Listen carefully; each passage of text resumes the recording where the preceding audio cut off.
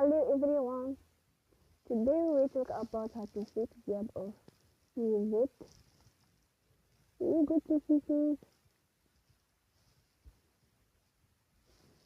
Then we click on apps. After that we will choose the app Moovit and we click. Then we will on for stop. After that we go to storage. Then we click on clear case.